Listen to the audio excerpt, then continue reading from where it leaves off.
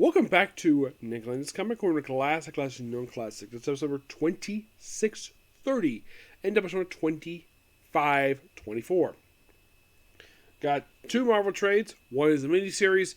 The other is a series of spotlight appearances. So I'm going to discuss Kyle appearances in that book. First up we have is Avengers Beyond. That's what it's called. It's a 5-issue miniseries. Written by Derek Landry, art by, as you can tell by the artwork, it's Greg Land. It does continue from All Out Avengers, which I think is flipping ongoing, but then they relaunched it as this miniseries. Also, here's a strange fun fact about this book. You know when this book was, toward the end of the book was being published? It was, because here's the thing. The main Avengers book had just ended. Yeah. Jason had just wrapped up his run for Avengers. And this is the only thing Avengers was doing published by Marvel at that point. And then eventually we had Jed MacKay's run. Mostly put as a follow-up to the previous book, obviously, where the Beyond plays a role in this book, and of course the return of the bootleg Avengers, which they hate being called that. Yeah. So your lineup for Avengers Land of this book is mostly Black Panther, She-Hulk, Captain Marvel, Iron Man, Thor, and Blade. That's your line for the whole book.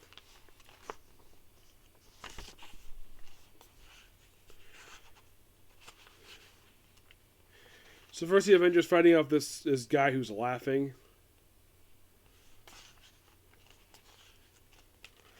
So they go back to one of the bases, and all of a sudden the Beyonder shows up. Yes, the Beyonder, you know, the guy who instigated Secret Wars. And of course, well, Carol Danvers doesn't know who he is, but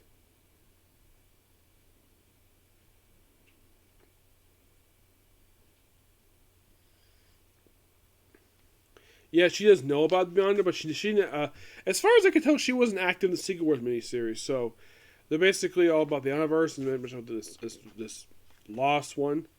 And the way the artwork is drawn here, it's like, yeah, it's like Beyonder really wants to. It's like he's like looking at She-Hulk like, yeah, I want to sleep with you. Yes, seriously. That's how Greg Land draws his artwork, and then we see.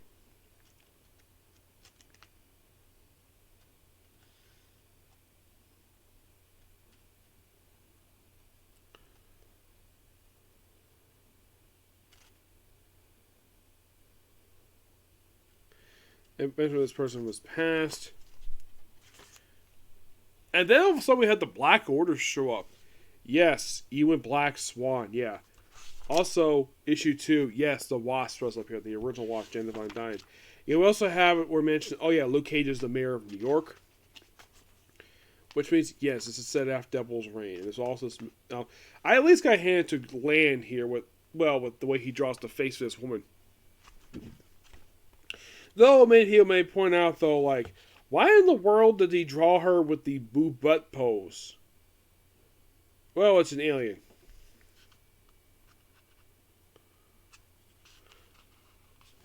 Yeah, then we have Janet Van Dyne face off against some mysterious woman. Yeah, and then, eventually we're going to face off against the bootleg Avengers. And we see something Janet doesn't do very often. Go giant size. And after they fight, they chat, and, well, there's a bunch of stuff.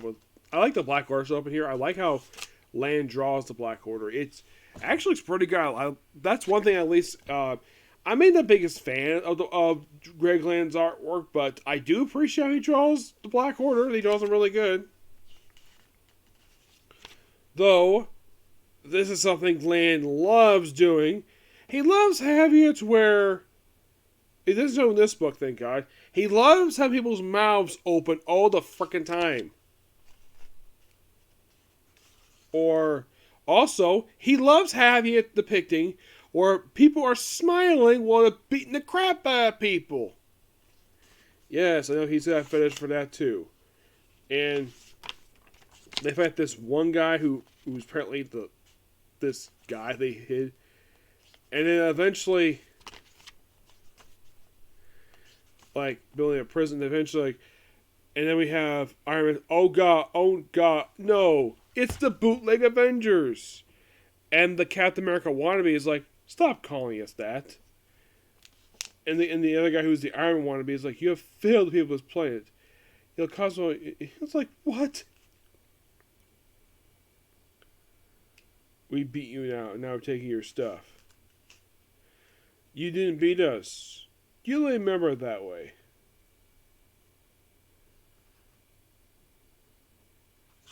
Yeah. So then we have the Avengers fight the bootleg Avengers. Now this is, I don't know if this was Len's idea or it was somebody else's. Also, at least Len can actually depict She-Hulk as actually She-Hulk, not the way Jason Aaron did. And I did ask him about the whole thing with She-Hulk, where's that there was a rumor going around that he wanted actually Hulk on the team, not She-Hulk, and because something with Al Ewing. Okay, that rumor actually was completely untrue. Yeah. He actually wanted She-Hulk. Why he drew her like that, I don't know. And also, why in the world did have it where Thor hooked up with Jennifer Walters? I don't know.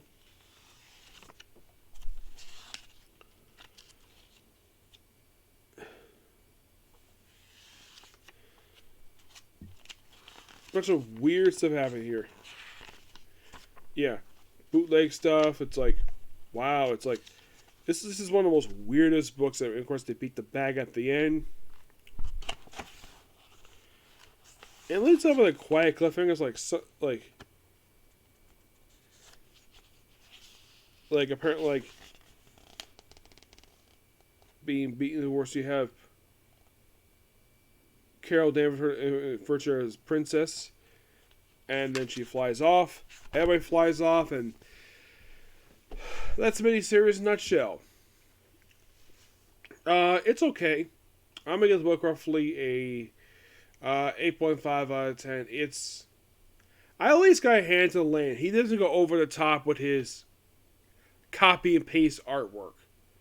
Yeah, and at least you only have one character doing the smiling thing, not all the freaking characters like he did when he drew Mighty Avengers.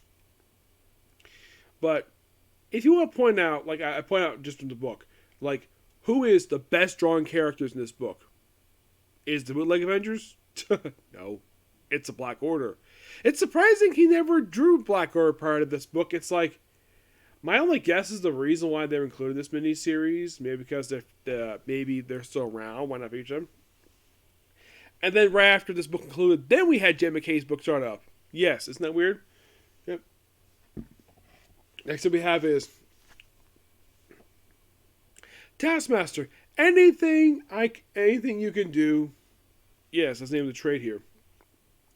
This is mostly put Taskmaster's spotlight appearances from the 80s until about early 2000s, where it collects Avengers 185, 186, 223, Marvel Team 103, 146, The Thing 26, Amazing Spider-Man 308, Iron Man 254, Daredevil 292, 293, Deadpool number 2, Hawkeye Earthman as Marksman, Avengers Volume 3 26, Captain America Volume 3 44, material from Captain America number 11.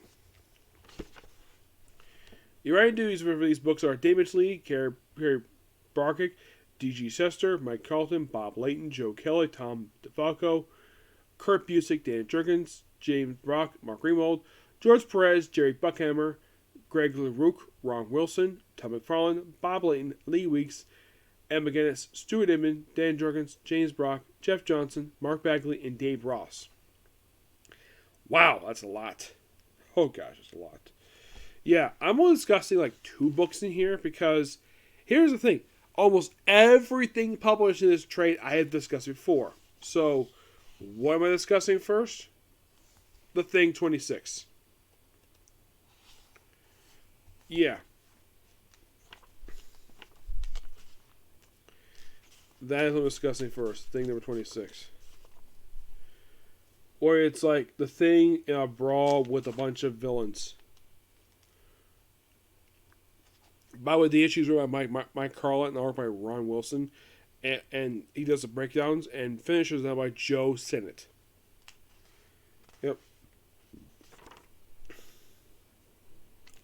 It's mostly put this issue, the Thing going to a circus, and he runs, and Taskmaster just happily there, and then fighting off against a bunch of her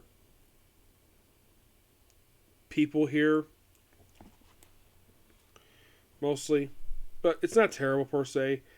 And then like, okay, what's next to talk about? Well, next week's up, discussed already. So next thing to discuss will be Hawkeye Earth's Magus Marker. This is a giant size one. This is basically a big one shot. Mm-hmm. Yeah. And that comes right after Deadpool number 2. Mm-hmm.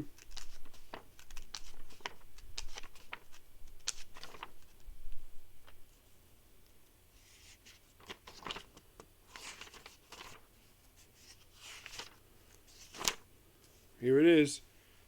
Yeah, this big one shot.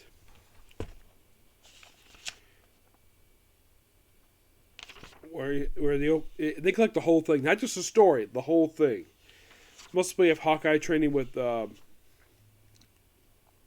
Firestar and Justice while they're on the Avengers, and fighting Batroc the Leaper.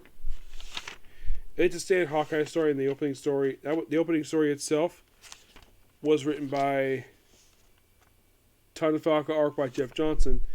The second story, Assault by Oddball.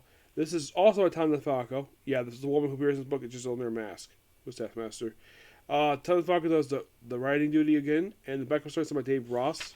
This one is mostly put Hawkeye continues. It's just part 2 of the same story.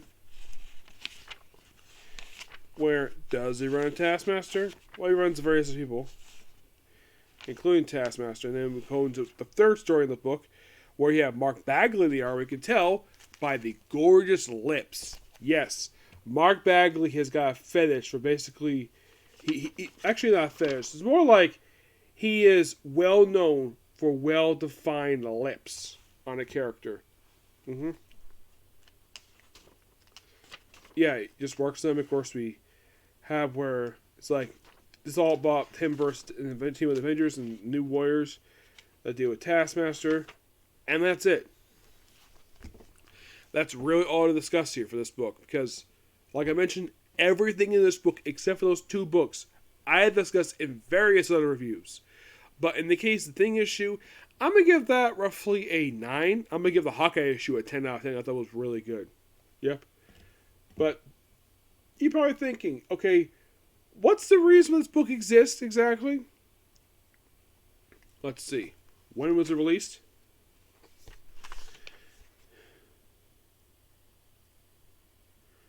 2019. That's when it was released. My guess is because he's featured in Black Widow. Except they changed it to a woman. Yeah, it's not Tony Masters under the mask. No, it's the daughter of some girl that Black Widow supposedly killed years right against the MCU.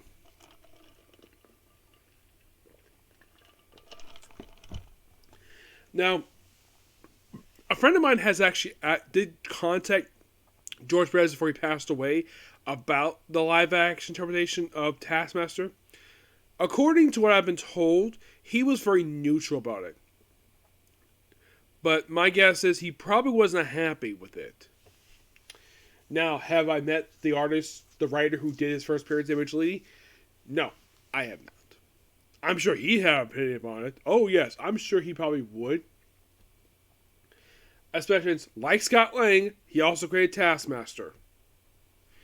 And of course, Dave Michelini, like, what's the number book people think of when you think of Dave Michelini when it comes to writing duties? Iron Man. He had quite possibly one of the greatest runs in the history of the title. Him along with, I put Matt Fraction up there. Kurt Busiek had a really good run. Well, you also probably got to throw in Stan Lee because basically I could probably do a whole video on it with a friend of mine. He loves Iron Man. And so that's something else for another video, but this would pretty much be a particular video. Please be sure to like, comment, and subscribe. Turn on notifications, and do not hit the dislike button. So, next up, more Hurricanes. Okay, next video. Bye.